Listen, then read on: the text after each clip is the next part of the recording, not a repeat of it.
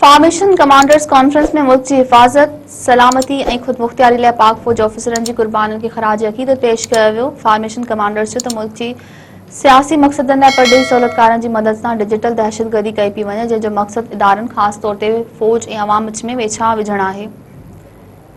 ISPR मुताबिक army chief general Asim Munir की सदारत हेठ 83 फार्मेशन कमांडर्स कॉन्फ्रेंस थी, जैमें कोर कमांडर्स, प्रिंसिपल स्टाफ ऑफिसरन और पाक फौज फार्मेशन कमांडर्स शिरकत कई। तर्जमान पाक फौज मुताबिक कॉन्फ्रेंस में शहीदन के इसाले सवाब लाइ फातिहख्वानी कई वई। मुल्क की हिफाजत सलामती खुद मुख्तियारी लाइ पाक फौज के ऑफिसरन की कुर्बानियों के खराज अकीदत पेश किया वियो।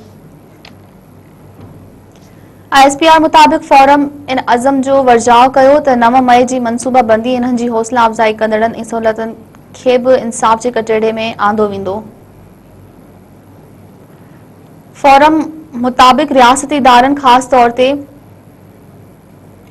फौज खिलाफ डिजिटल दहशतगर्दी जो सिलसिलो जारी है। सियासी मकसदन लाइ परडेही सहूलतकारन की मदद से डिजिटल दहशतगर्दी कई पी वने। डिजिटल दहशतगर्दी जो मकसद कूड़ और प्रोपेगेंडा से कौम में मायूसी पैदा करण और इदारन खास तौर पर फौजी अवाम में वेछा विझण है। तर्जमान पाक फौज मुताबिक फोरम अफगान सरहद ता भनकड़ियों दहशतगर्दन तरफ अफगान सरजमीन ता दहशतगर्दी ते खदशन जो इजहार किया वियो। फोरम जो चवण हो दुश्मन पाकिस्तान के अंदर फोर्सेस और मासूम शहरन के निशानो बनाने लाइ अफगानिस्तान के इस्तेमाल कर रहा है।